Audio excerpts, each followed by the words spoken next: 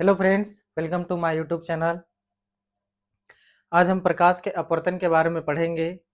पिछले क्लास में हमने प्रकाश के परावर्तन के बारे में पढ़ा था। प्रकाश के परावर्तन के सिद्धांत पर दर्पण कार्य करते हैं। जो दर्पण होते हैं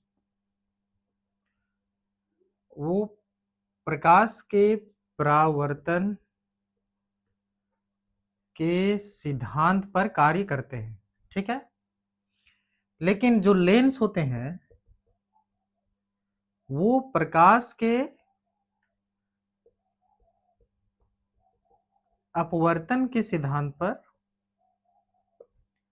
कार्य करते हैं। जैसे कि पिछले क्लास में हमने देखा कि दर्पण तीन तरह के होते हैं: समतल दर्पण, उत्तल दर्पण और अवतल दर्पण।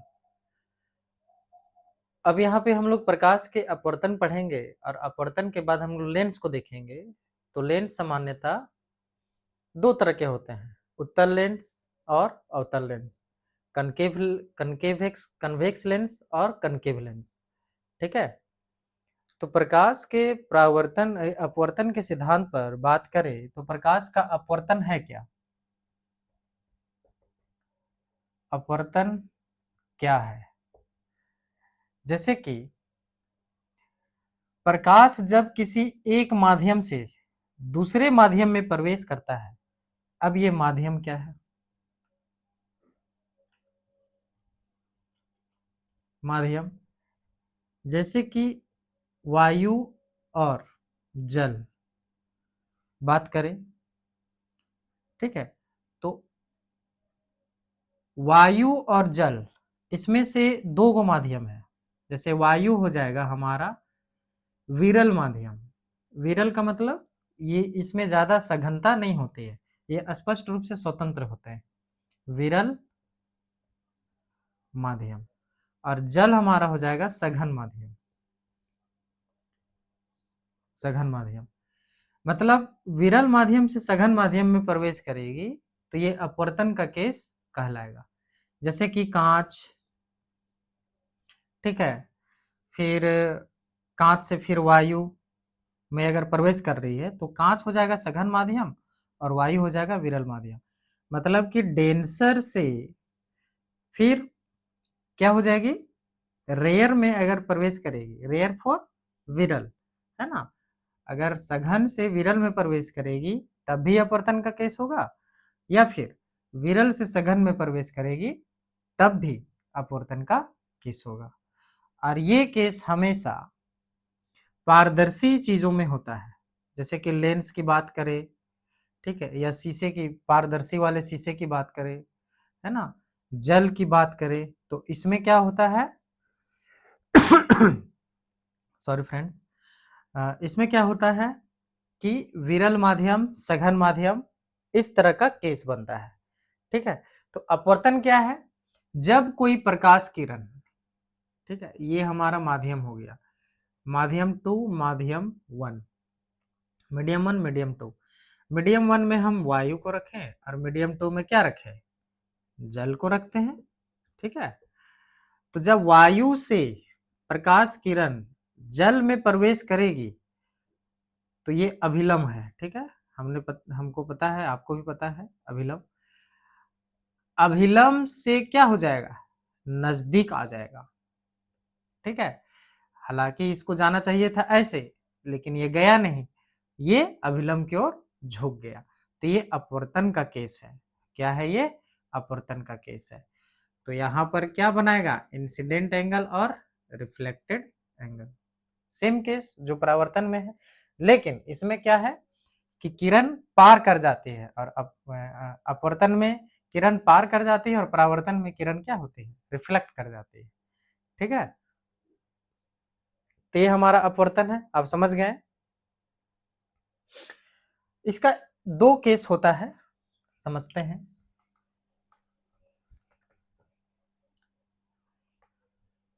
दो केस। केस फर्स्ट, जब विरल से सघन में प्रवेश करेगी प्रकाश किरण तो क्या हो जाएगा, अभिलंब की ओर झुक जाएगी, झुक जाएगी। ठीक, जैसे कि यह विलंब की ओर झुक गया। दूसरा केस क्या है, जब सघन से विरल में प्रवेश करती है तो ये अभिलंब से दूर हट जाएगी। अभिलंब से ये क्या हो जाएगा, दूर हट जाएगा। ये हमने पढ़ा है, इसको हम जानते हैं अच्छे से। ठीक है, अब इसमें हम आते हैं अपवर्तन के सिद्धांत पर। तो बात करें अपवर्तन का, अगर हम फॉर्मूला की बात करें तो सेम जो फॉर्मूला हमने देखा है ना, वही होता है। रिफ्रैक्टिव इंडेक्स के बारे में समझते हैं, अपवर्तनांक के बारे में।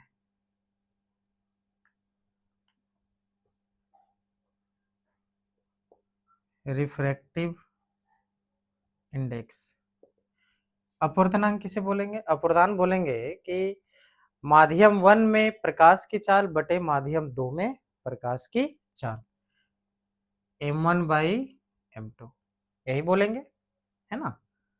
वायु में प्रकाश की गति बटा जल में प्रकाश की गति या माध्यम में प्रकाश की गति, यही अपवर्तनांक होता है। इसे म्यू से डिनोट करते हैं, म्यू इसको बोलते हैं, म्यू, है ना, म्यू बोलते हैं इसको। अब देखिए कुछ कुछ ऐसे ऐसे जो मैटर है ब्रह्मांड में उपस्थित, जिसमें से अपवर्तनांक का केस होता है। जैसे कि जल में भी कुछ अपवर्तनांक वैल्यू मौजूद है, ठीक है।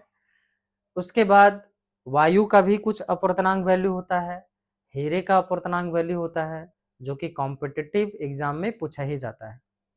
तो हीरे का अपवर्तनांक अगर बात करें, इस वर्ल्ड में अगर किसी चीज में ज्यादा अपवर्तनांक, सबसे ज्यादा जो होता है उसमें अगर अपवर्तनांक की बात करें, है ना, तो हीरे का अपवर्तनांक मान कितना होता है, 2.42। ये क्वेश्चन बार बार पूछता है, 2.42 हीरे का अपवर्तनांक होता है। और निर्वात, निर्वात की बात करें, निर्वात मतलब वैक्यूम, हिंदी इंग्लिश में बोलते हैं इसको। जैसे कि ये सन है और ये अर्थ है, ठीक है ना। सन और अर्थ के बीच में कोई भी माध्यम नहीं है, ना ही हवा है, ना ही किसी प्रकार का गैस है, और ना ही जल है। तो यहाँ पर कुछ नहीं है, मतलब ये खाली है, खाली स्थान है। तो ये खाली है, तो इसका मतलब ये वैक्यूम है ना भाई। तो निर्वात में भी तो प्रकाश चल रही है, निर्वात में भी तो प्रकाश चल रही है। सूर्य से अर्थ, सन से अर्थ तक सनलाइट आ रही है, तो प्रकाश की गति तो हो रही है ना, मतलब निर्वात में प्रकाश चल रही है। तो निर्वात का भी कुछ ना कुछ अपवर्तनांक होता है। निर्वात का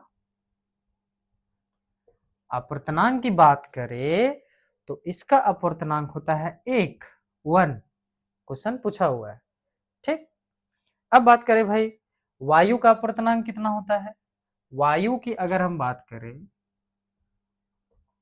वायु का अपवर्तनांक कितना होता है, तो वायु का अपवर्तनांक 1.003 इसका मान होता है। 1.0, एक और जीरो लगेगा, 1.003 ये वायु का अपवर्तनांक है ना। अब बात करें भाई जल का अपवर्तनांक कितना होता है, जल का, तो जल का होता है 1.33 अपवर्तनांक। ये वैल्यू आप लिखते जाइएगा कॉपी में, क्योंकि यहां से सवाल पूछना ही है, ये पूछना ही है, ठीक है। अपवर्तनांक वैल्यू आप समझ गए हैं, फिर अपवर्तन क्या है प्रकाश का, ये समझ गए हैं। अब हम समझेंगे अपवर्तन के सिद्धांत पर जो है वो लेंस काम करता है, ठीक है। तो भाई लेंस कैसे काम करता है इसको देखेंगे, है ना।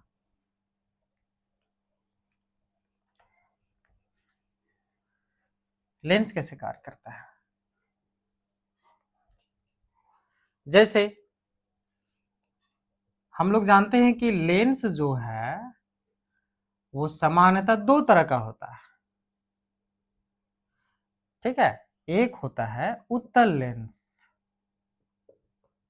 और एक होता है अवतल लेंस। आप तो जान ही रहे हैं ना जी, आप लोग को सब पता है, फिर भी आप समझिए। उत्तल लेंस क्या होता है? जिसका परावर्तक पृष्ठ उभरा होता है ना भाई, जिसका परावर्तक पृष्ठ क्या होता है? उभरा होता है, ठीक है। और प्रकाश की किरणें क्या होते हैं? फोकस पर केंद्रित होती है। प्रकाश की किरणें फोकस पर, ये एफ हो गया, ये एफ हो गया, दोनों तरफ, ये सी हो गया, ये सी हो गया। फोकस पर क्या होती है? केंद्रित होती है। उत्तल लेंस को इंग्लिश में हम क्या बोलेंगे? Convex lens. और अवतल लेंस को क्या बोलेंगे? कनकेव लेंस, ठीक ना? ये बात आप समझ गए। ये हो गया उत्तल लेंस का चित्र। इस तरह का लेंस आपको कहीं दिखेगा तो आपको ये समझ लेना है कि ये कौन सा लेंस है? उत्तल लेंस। अब ये हमारा क्या है? अवतल लेंस, ठीक है। अवतल लेंस, ये इसका एफ, ये इसका सी, ये इसका एफ, ये इसका सी। सी एफ क्या है हम पिछले वीडियो में बता चुके हैं, पिछले क्लासेस में हमने बताया है। इसको आप समझना चाहते हैं तो थोड़ा सा ये समझिए कि लेंस का केंद्र है और लेंस का फोकल दूरी। लेंस का केंद्र है और लेंस का फोकल दूरी, ठीक है। अब डिटेल से समझने के लिए आप प्रीवियस क्लासेस का वीडियो आप देख सकते हैं, आपको समझ में आ जाएगी। तो लेंस कितने तरह के हैं भाई? दो प्रकार के लेंस है ना। चलिए अब आते हैं हम लोग नेक्स्ट। अब लेंस के द्वारा क्या बनता है? चित्र। कैसे कैसे लेंस से हमारा चित्र बनेगा उसके बारे में समझेंगे। लेंस क्या है समझ गए हैं। अब हम लोग समझते हैं उत्तल लेंस के द्वारा, पहला है ना, उत्तल लेंस के द्वारा रेखा चित्र समझेंगे, ठीक है।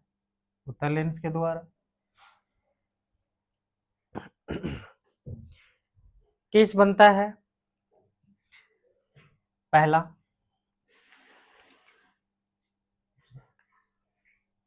ठीक है।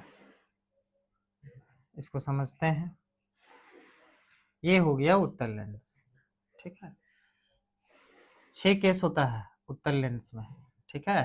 तो केस फर्स्ट, प्रकाश किरणें आ रही हैं, ये हो गया एफ, ये हो गया सी, ये हो जाएगा एफ, ये हो जाएगा सी। प्रकाश किरणें कहाँ से आ रही है?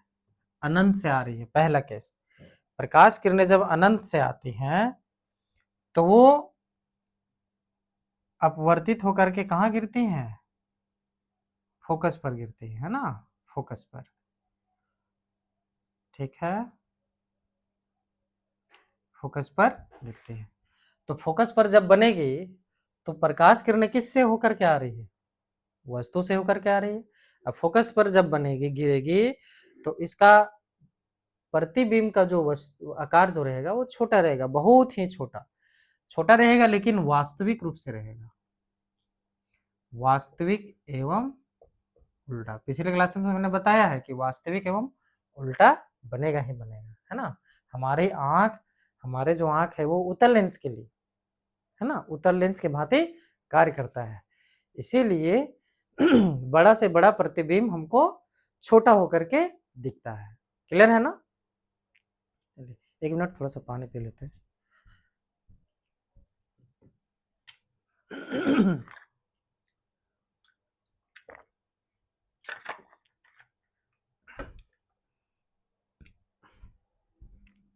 ठीक है, ये हो गया हमारा पहला केस।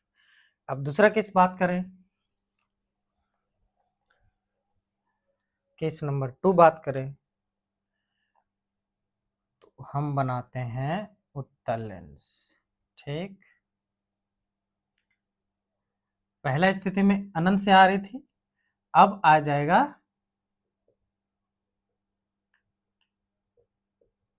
सी से परे, मतलब सी से पहले, केंद्र से पहले। जब केंद्र से पहले प्रकाश किरणें उत्तल लेंस में जाएगी तो इसका प्रतिबिंब कहाँ बनेगा? एफ और सी के बीच में बनेगा, ठीक है। तो F और C के बीच में बनेगा, है ना।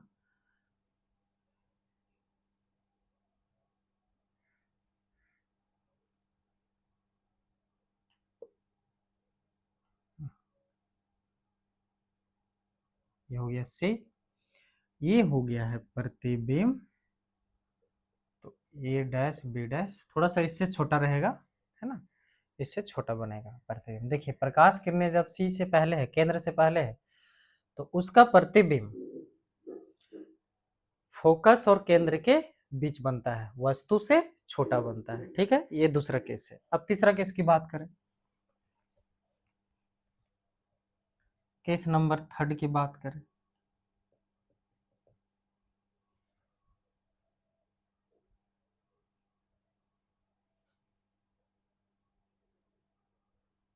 ठीक है, अब प्रतिबिंब की स्थिति कहाँ है, 2F से मतलब कि C से पहले था, अब कहाँ पर रखेंगे, C पर रखेंगे। ठीक है, C पर रखेंगे,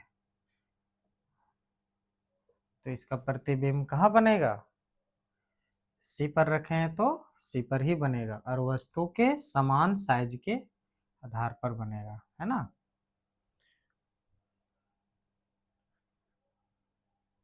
ये जाएगा F से होकर के भाई, तो ये जाएगा किस से होकर के, O से होकर के, है ना।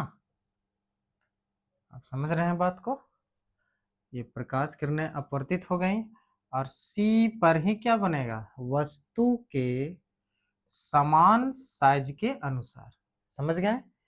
जब भी ये केस है, ये थोड़ा इंपॉर्टेंट हो जाता है, बोलेगा कि यदि उत्तल दर्पण में, क्वेश्चन इस तरह पूछता है, यदि उत्तल दर्पण में वस्तु का स्थान जो है, उत्तल लेंस में, सॉरी, उत्तल लेंस में वस्तु का स्थान जो है वो केंद्र पर है, तो उसका प्रतिबिंब कहाँ बनेगा, हमेशा दर्पण लेंस के दूसरी ओर, केंद्र के पास ही। ठीक है, ये हो गया तीसरा। अब आ जाते हैं भाई चौथा केस। ठीक, केस नंबर 4 आ जाते हैं।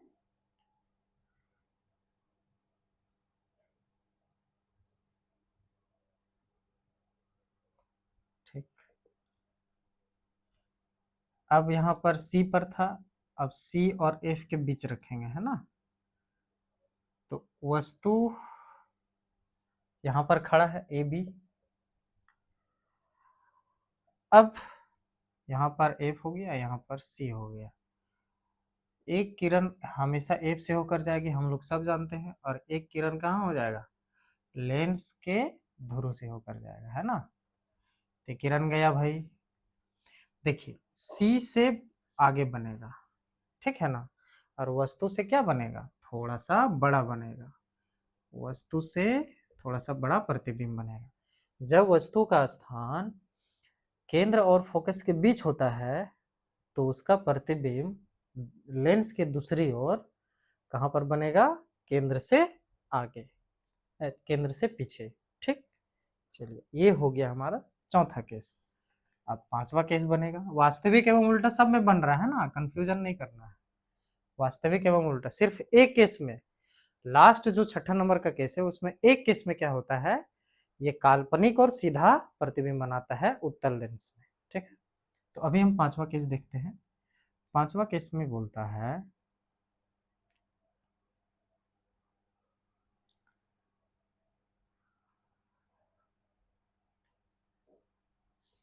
ठीक है, ये हो गया F, ये हो गया C, ये हो जाएगा F, ये हो जाएगा C।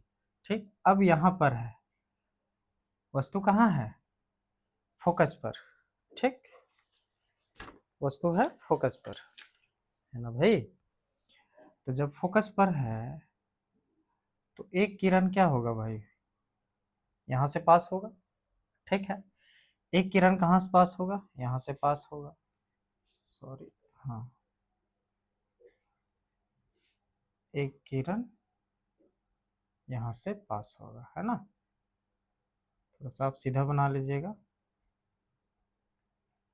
ठीक, ये ए बी वस्तु है, अब ये समानांतर दिख रहा है, समानांतर चल रही है, तो क्वेश्चन पूछता है जब वस्तु का स्थान उत्तल लेंस के फोकस पर हो तो उसका प्रतिबिंब कहाँ बनेगा, अनंत पर बनेगा, अनंत पर, पता नहीं कहाँ बनेगा, ठीक है बस, लेकिन ये अनंत पर बनेगा वस्तु का स्थान जब फोकस पर हो तो।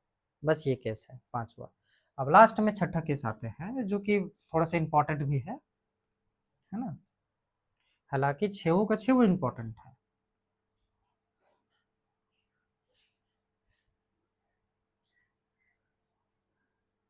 अब यहां से गया भाई, अब वस्तु का स्थान कहां पर था, एफ पर था, अब एफ से आगे कर देंगे, क्या करेंगे, एफ से आगे, ठीक है, ये हो जाएगा एफ, ये हो जाएगा सी, सेंटर, है ना। अब वस्तु का स्थान जब एफ पर है, एफ से आगे है, तो इसका प्रतिबिंब थोड़ा आगे चला गया, इसका प्रतिबिंब कहाँ बनेगा, थोड़ा सा बड़ा लेंगे, ठीक है ना, एक आभासी किरण निकलेगा ना भाई, और एक निकलेगा यहाँ से, ये किरण कहीं ना कहीं मिल गया यहाँ पर, जैसे कि और जाएगा ये,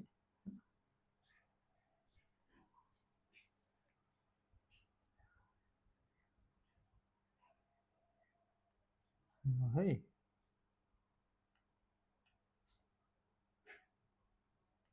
यहाँ बनेगा ए डैश बी डैश, ये ए हो गया, ये बी हो गया।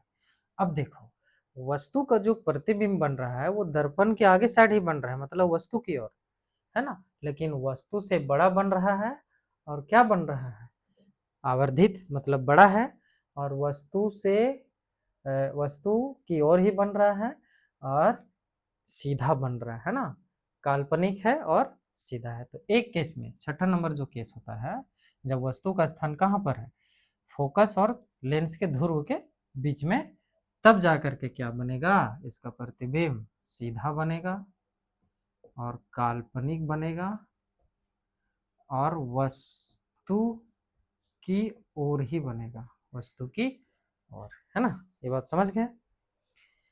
अब आ जाते हैं उत्तल लेंस का प्रयोग। उत्तल लेंस का प्रयोग कहाँ कहाँ होता है, उत्तल लेंस का प्रयोग हर वैज्ञानिक यंत्र, है ना, साइंटिफिक जो इक्विपमेंट्स होते हैं उसमें प्रयोग होता है, जैसे टेलीस्कोप होता है, कैमरा होता है, माइक्रोस्कोप में जो लगाया जाता है लेंस, वो सब, है ना। और मानव नेत्र में भी प्राकृतिक उत्तल लेंस पाई जाती है, जो हम लोग सब जानते हैं, है ना। और उत्तल लेंस का प्रयोग दृष्टि दोष की स्थिति में भी किया जाता है, ठीक है। अब आ जाते हैं, ये हमारा था उत्तल लेंस, अब जाते हैं अवतल लेंस। देखिए उत्तल लेंस में हमने 6 केस पढ़ा, 6, है ना, लेकिन अवतल लेंस में हम लोग 2 केस पढ़ेंगे।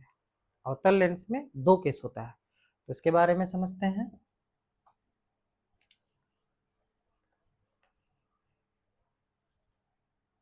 अवतल लेंस में 2 केस होता है,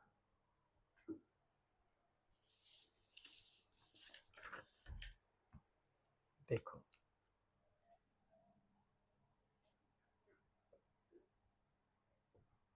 अवतल लेंस, कनकेव लेंस द्वारा प्रतिबिंब, अवतल लेंस द्वारा प्रतिबिंब, है ना। देखो पहला केस ये है कि जब प्रकाश किरणें, सॉरी,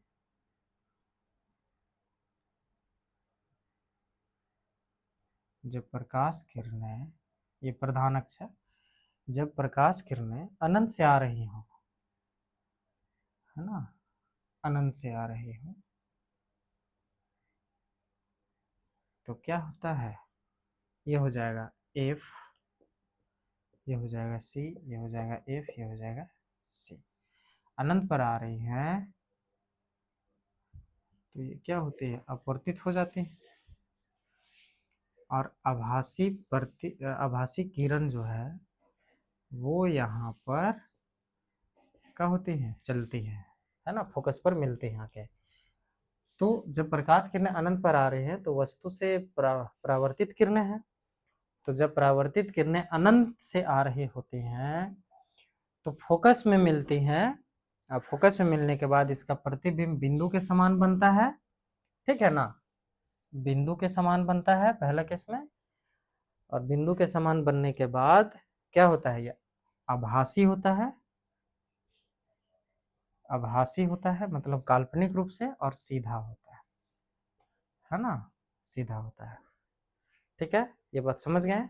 और यहाँ प्रकाश किरणें जो हैं अवतल लेंस में फैल जाती हैं। प्रकाश किरणें जब भी अपवर्तित होती है तो अवतल लेंस को क्या करता है, फैला देता है ना, और उत्तल लेंस क्या करता है, उसको सिकुड़ा देता है। ये पहला केस है। अब दूसरा केस की बात करें, केस नंबर 2 की बात करें।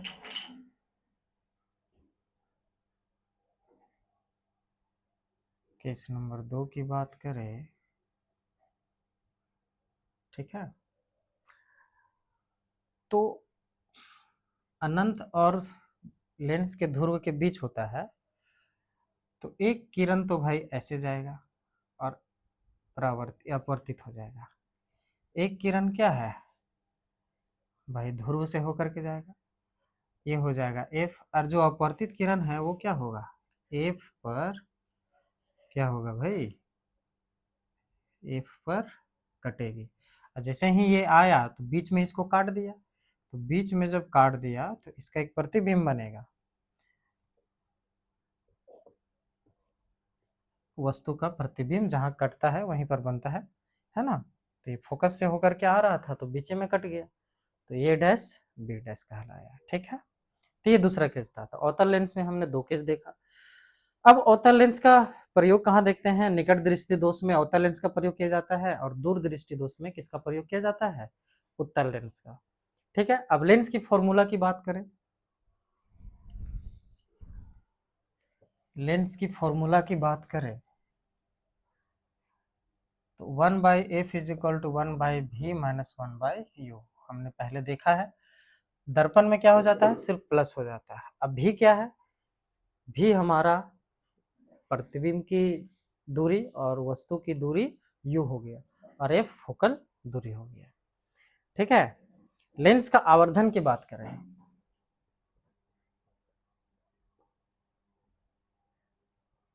लेंस के आवर्धन की बात करें जिसे हम m से डिनोट करते हैं, है ना, तो उसके बोलते हैं प्रतिबिंब की ऊंचाई बटा, प्रतिबिंब की ऊंचाई बटा वस्तु की ऊंचाई, मतलब height of image by height of object. ठीक है, कहीं कहीं आपको भी बाई यू, भी हो गया प्रतिबिंब की ऊंचाई और यू हो गया प्रतिबिंब की वस्तु की ऊंचाई। ठीक है ना। अब लेंस की क्षमता बात करें,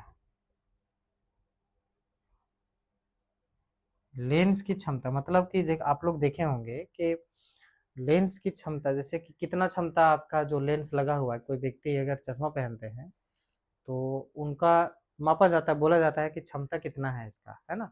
तो 0.2 होता है, 0.25 माइनस होता है ना, इस तरह माइनस 0.2 होता है, माइनस 0.5 होता है, इस तरह का होता है। ठीक है, तो लेंस की क्षमता मापने का यंत्र है डायोप्टर, डायोप्टर। ठीक है, ये क्वेश्चन पूछता है कि लेंस की क्षमता किससे मापी जाती है, तो डायोप्टर से मापी जाती है। अब लेंस की क्षमता का फॉर्मूला होता है पावर, है ना, power of lens is equal to 1/f, यही इसका फॉर्मूला होता है।